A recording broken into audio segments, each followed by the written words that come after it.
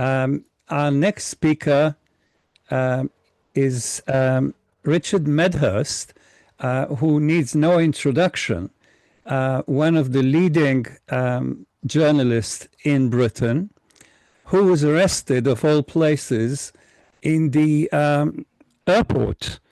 And indeed, this was followed by further erosion of his right, both as a citizen and as a journalist. He has not been silenced. He will, I'm sure, not be silenced. And thank you for coming today and joining us, Richard. Hi, thanks for having me. And you guys can hear me all right? Yes. Perfect. Okay. Thank you, Mick and Haim for your input and introduction. It's funny what Mick just mentioned about in Scotland you can't be on bail if you haven't been charged, because that's literally my situation. So I've been on bail now for just over a year. So I was arrested August 15th last year, and they've moved the bail 3 times already. So they released me on, because in England we have police bail and court bail. So I'm on police bail, and that means I have to come back to the police station at Heathrow. And they moved it from November 15th to February 15th to May 15th. And then in May, the police sent my file.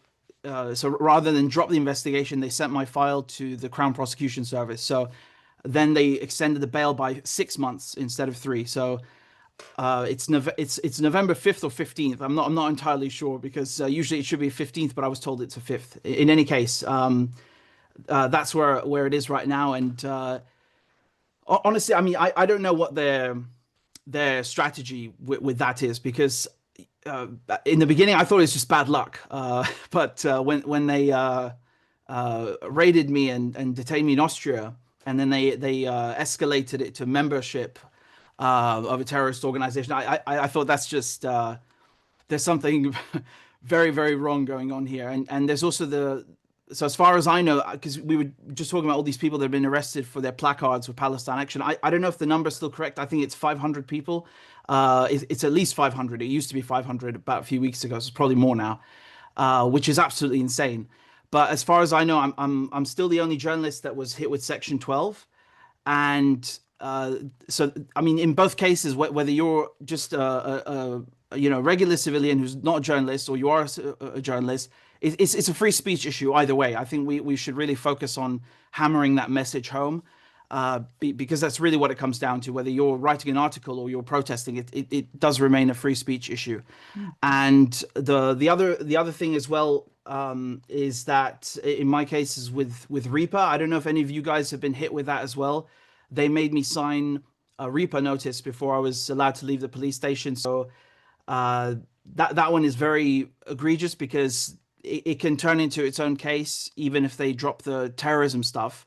I wouldn't be surprised at all if they've done it with people they've arrested. So basically, REPA is this, I think it's Regulatory Investigative Powers Act from the year 2000, and it's basically you go to prison if you don't give them your password. The police have to go and get a court order from a judge. They didn't do that with me. But they kept asking for it, and then I got raided in Austria. So I don't know if those two are related, and they never asked me for the password since. So I don't know if those two are related, but I wouldn't be surprised.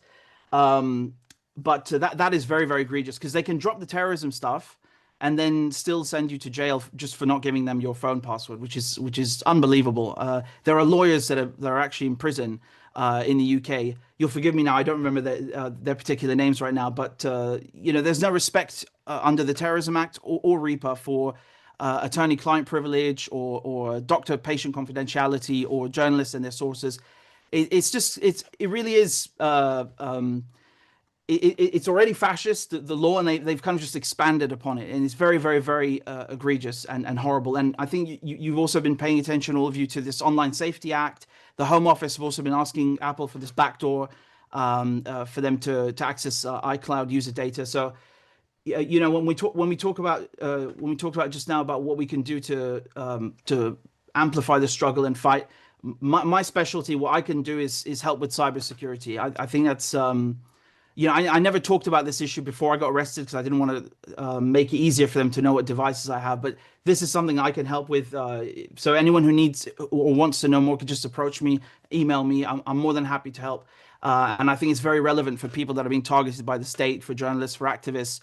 And you know, we should remember that what they're doing is actually illegal. Is spying on your own citizens is by definition illegal.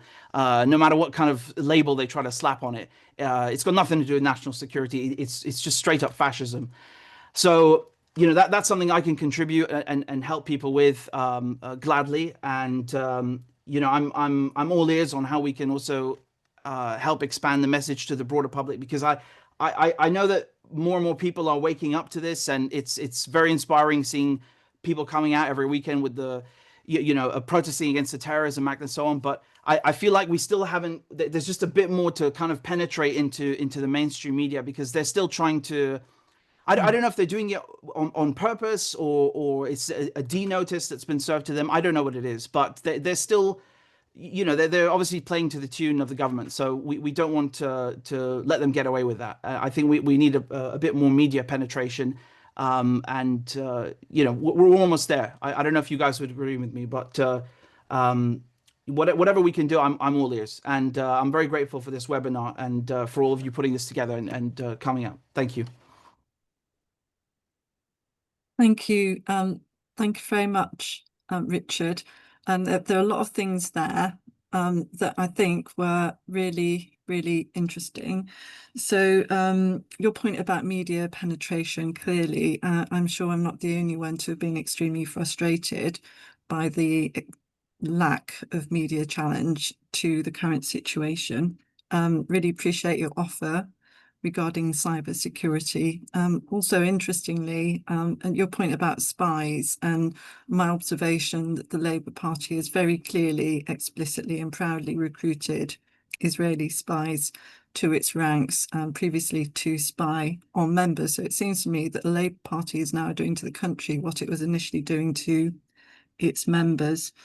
And I noticed a comment in the chat as well, as part of during Richard's talk, that the whole of the UK should be in this meeting because it's offering so many insights to the current situation. So thank you to our speakers so far. And our next